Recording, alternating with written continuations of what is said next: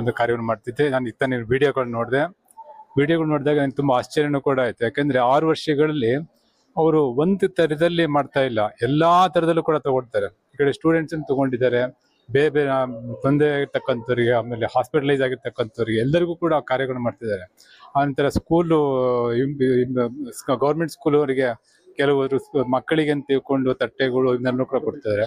ಇಷ್ಟು ಮಟ್ಟಿಗೆ ಒಂದು ವೈಡ್ ಆಗಿರ್ತಕ್ಕಂಥ ರೀತಿಯಲ್ಲಿ ಬೆಳೆಸ್ಕೊತಾರೆ. ತುಂಬಾ ಸಂತೋಷ ಇದೆ. ಯಾಕಂದ್ರೆ ಇವತ್ತು ದಿವಸ ಮಾಡ್ತಕ್ಕಂಥವ್ರು ತುಂಬಾ ಕಡಿಮೆ.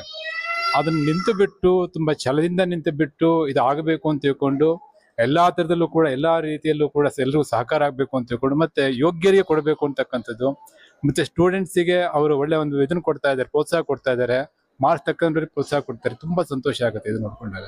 ಇಂಥ ಒಂದು ಟ್ರಸ್ಟ್ ತುಂಬಾ ಚೆನ್ನಾಗಿ ಇನ್ನೂ ಕೂಡ ಇಂಪ್ರೂವ್ ಆಗಲಿ, ತುಂಬಾ ಚೆನ್ನಾಗಿ ಬೆಳೀಲಿ, ಟ್ರಸ್ಟ್ ಮೆಂಬರ್ಸು ಕೂಡ ಚೆನ್ನಾಗಿ ಆಗ್ಲಿ ಅಂತ ನಾನು ಹೇಳ್ತೀನಿ.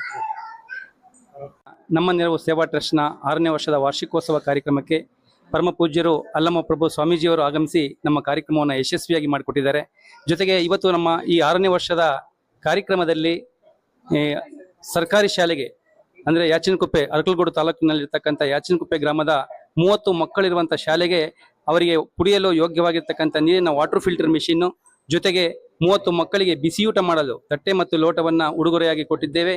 ಜೊತೆಗೆ ನಮ್ಮ ದೇಶದಲ್ಲಿ ಅಥವಾ ನಾಡಿನಲ್ಲಿ ಸಾಧನೆ ಮಾಡಿರ್ತಕ್ಕಂಥ ಮಕ್ಕಳಿಗೆ ಒಂದು ಮಗು ಸ್ಕೇಟಿಂಗಲ್ಲಿ ಒಳ್ಳೆ ಚಾಂಪಿಯನ್ಶಿಪ್ ಮತ್ತು ಬೋರ್ಡ್ ಆಫ್ ರೆಕಾರ್ಡ್ ಮಾಡಿದೆ. ಆ ಮಗುವಿಗೆ ನಮ್ಮ ನೆರವು ರತ್ನ 2026 ಅಂತಕ್ಕಂಥ ಒಂದು ಪ್ರಶಸ್ತಿ ಪ್ರದಾನವನ್ನು ಮಾಡಿದ್ದೇವೆ. ಜೊತೆಗೆ ಕನ್ನಡ ಕಲಿಸಲು ಒಬ್ಬ ನವ್ಯ ಅಂತಕ್ಕಂಥ ಮಗು ಬಹಳಷ್ಟು ಸಾಧನೆ ಮಾಡಿದೆ. ಅವರಿಗೆ ನೆರವು ಕನ್ನಡತಿ 2026 ಅಂತಕ್ಕಂಥ ಒಂದು ಪ್ರಶಸ್ತಿ ಪ್ರದಾನವನ್ನು ಮಾಡಿದ್ದೇವೆ. ಇದಲ್ಲದೆ ನಮ್ಮ 2026ನೇ ಸಾಲಿನಲ್ಲಿ SSLC ಮತ್ತು PVCನಲ್ಲಿ ಹೆಚ್ಚು ಅಂಕ ಗಳಿಸಿರ್ತಕ್ಕಂಥ ಮಕ್ಕಳಿಗೆ ಪ್ರತಿಭಾ ಪುರಸ್ಕಾರವನ್ನು ಇವತ್ತು ಈ ವೇದಿಕೆಯಲ್ಲಿ ನಾವು ಮಾಡಿದ್ದೇವೆ. ಜೊತೆಗೆ ಕೊರೋನಾ ಟೈಮಲ್ಲಿ ತಂದೆ ತಾಯಿ ಕಳ್ಕೊಂಡಿರ್ತಕ್ಕಂಥ ಕುಟುಂಬಗಳಿಗೆ ನಮ್ಮ ನೆರವು ಸೇವಾ ಟ್ರಸ್ಟ್ ವತಿಯಿಂದ ಅವರಿಗೆ ಆರ್ಥಿಕ ನೆರವನ್ನು ನೀಡಿದ್ದೇವೆ. ಜೊತೆಗೆ ಒಬ್ಬ ಕಿಡ್ನಿ ಪೇಷಂಟ್ 2 ಕಿಡ್ನಿಗಳನ್ನು ಕಳ್ಕೊಂಡು ಅನಾರೋಗ್ಯದಿಂದ ಬಳಲ್ತಾ ಇರ್ತಕ್ಕಂಥ ವ್ಯಕ್ತಿಗೆ ಇವತ್ತು ನಮ್ಮ ನೆರವು ಸೇವಾ ಟ್ರಸ್ಟಿಂದ ಆರ್ಥಿಕ ನೆರವನ್ನು ನೀಡುವ ಮುಖಾಂತರ ಇವತ್ತಿನ ಕಾರ್ಯಕ್ರಮವನ್ನು ಯಶಸ್ವಿ ಮಾಡಿದ್ದೇವೆ.